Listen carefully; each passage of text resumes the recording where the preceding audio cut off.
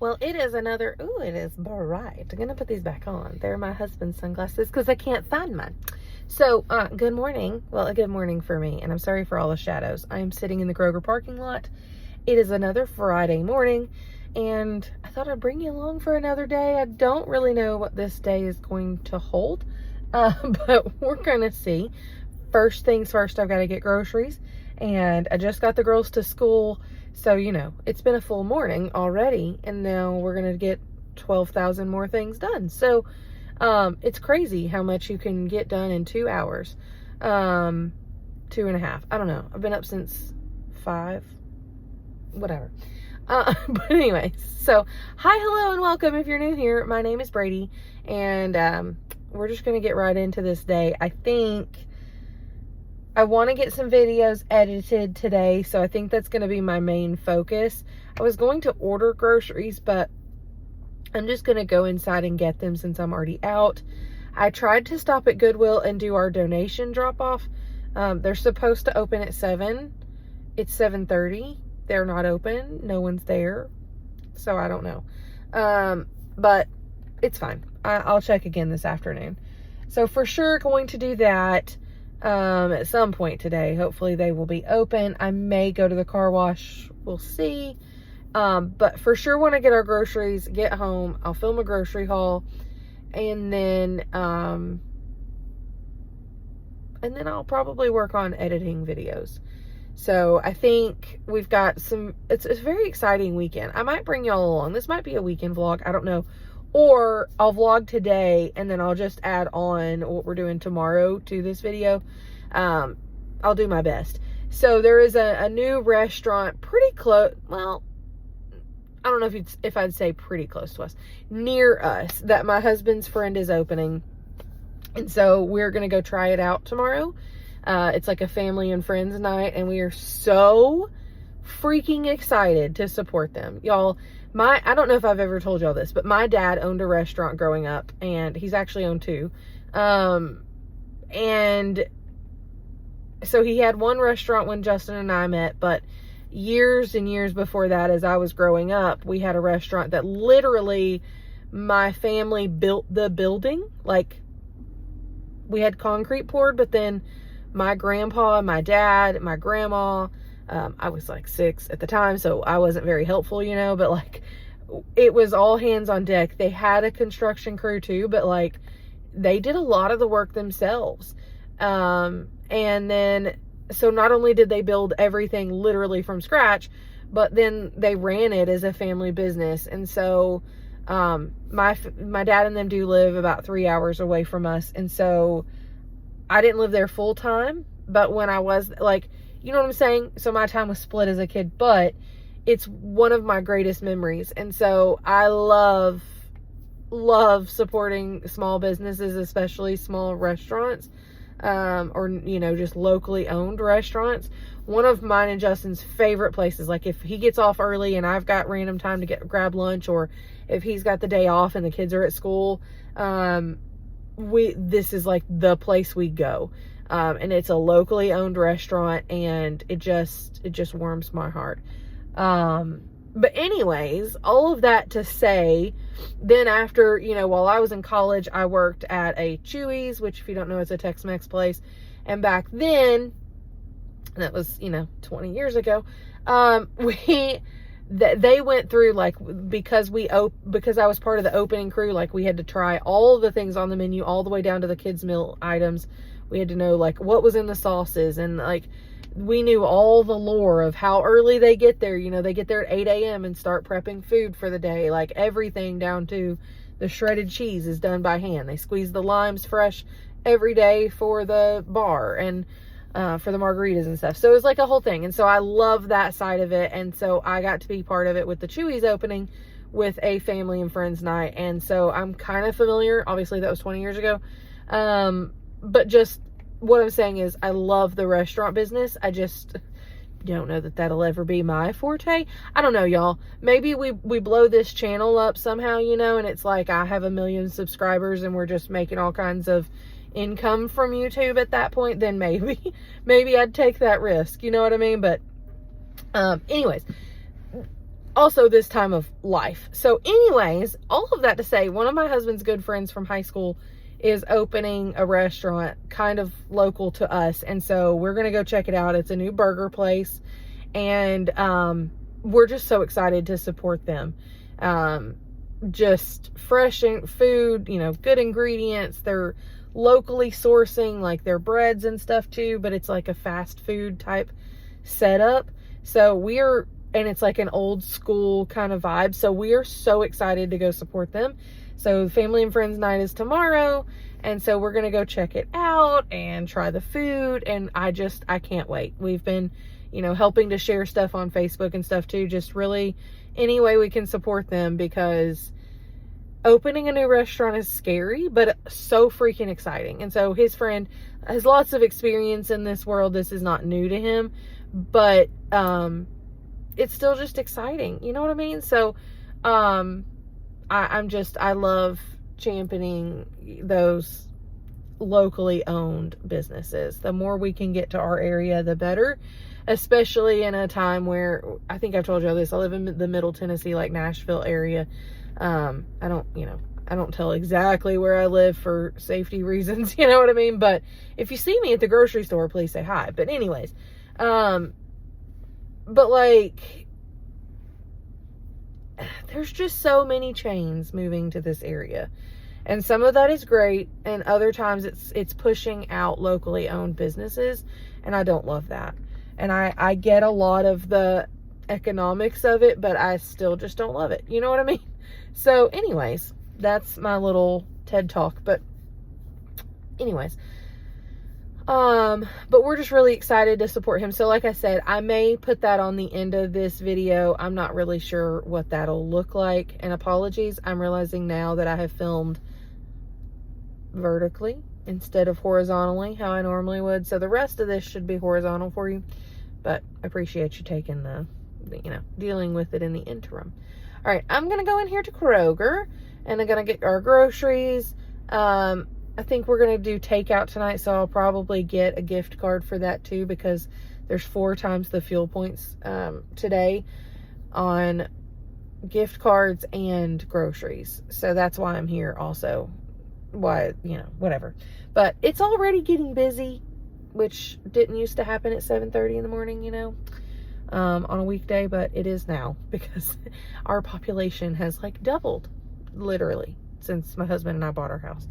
So anyways, I'm going to go in here and get groceries, and I will check in with y'all later on today.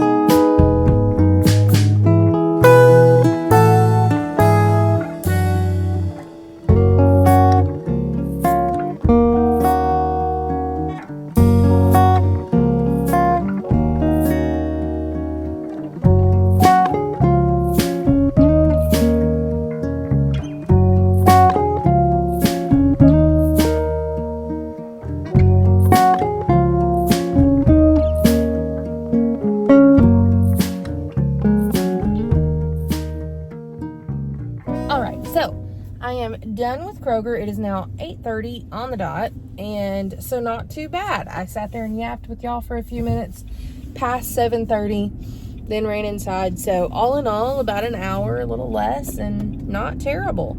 There were definitely more people than there used to be when I used to go this early for grocery shopping, but it was not like unbearable. There was still, mainly, if anything, there were a lot of like the Kroger pickup employees working with their, their big carts with all the stuff. So, that kind of caused a hiccup, but it wasn't bad.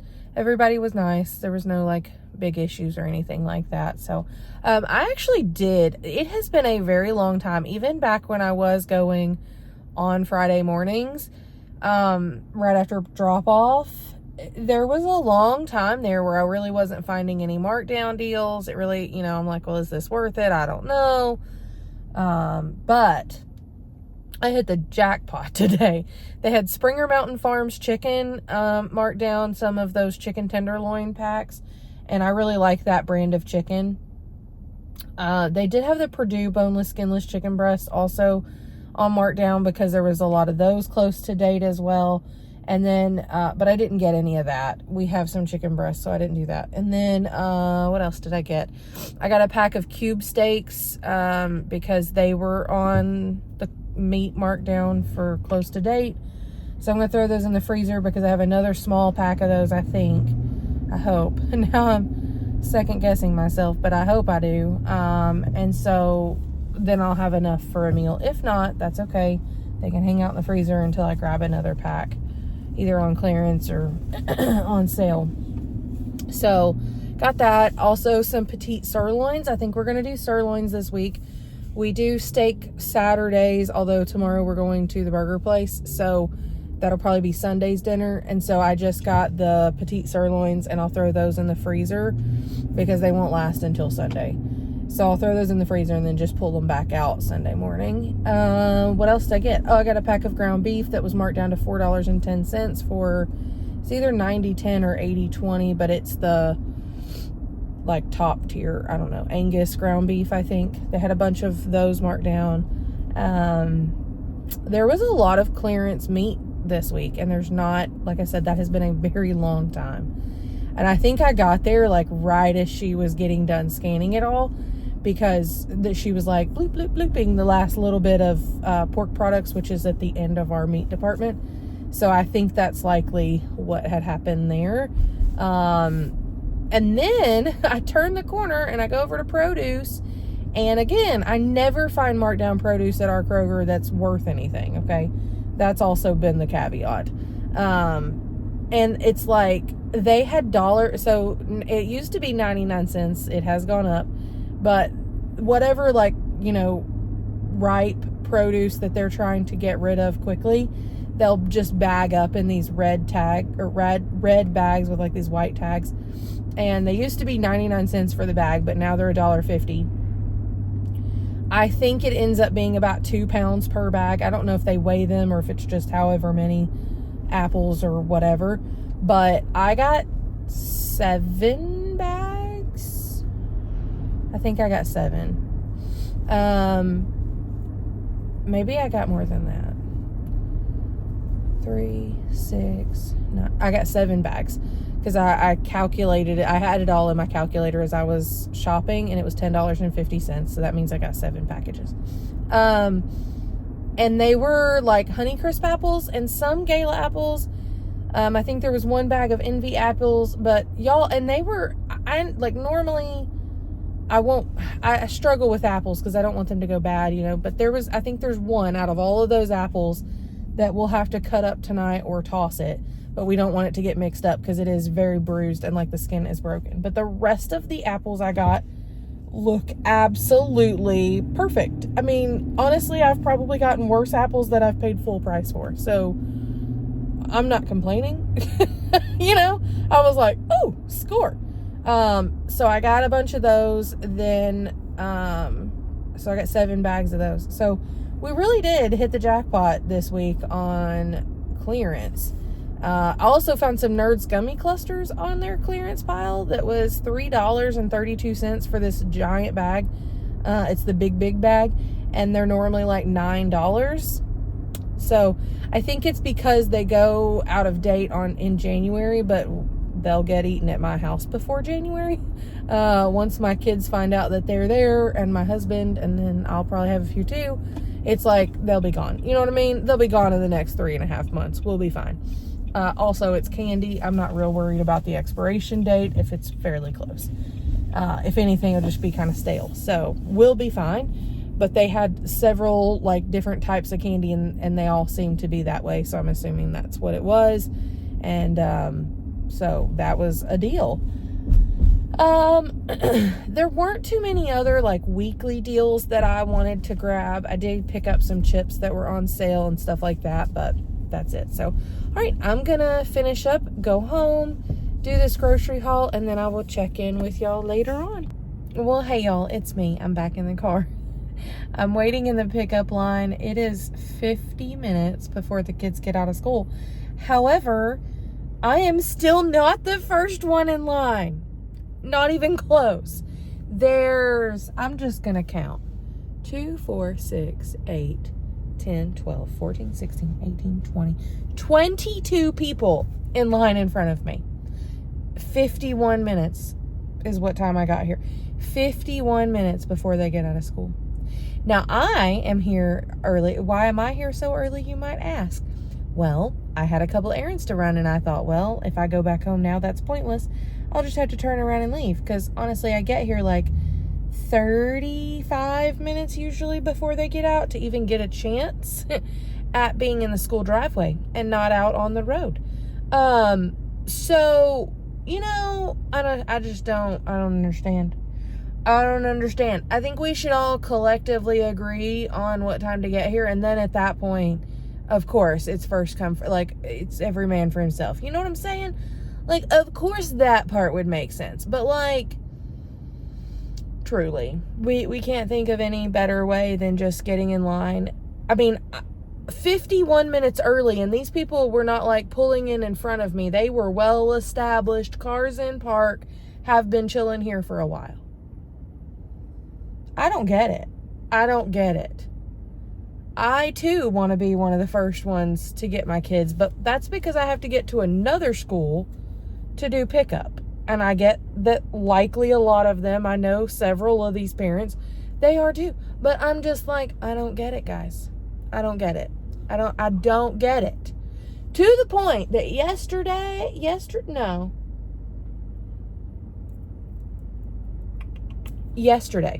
no, it was Wednesday. Wednesday, I'm in the pickup line, and I pull in, and there's room behind me for people to get in line behind me.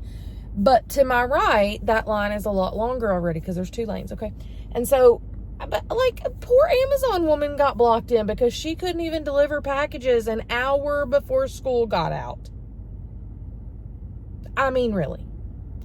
Now, should she have probably gone to the other entrance and avoided this? Yes, but then she would have been blocking buses.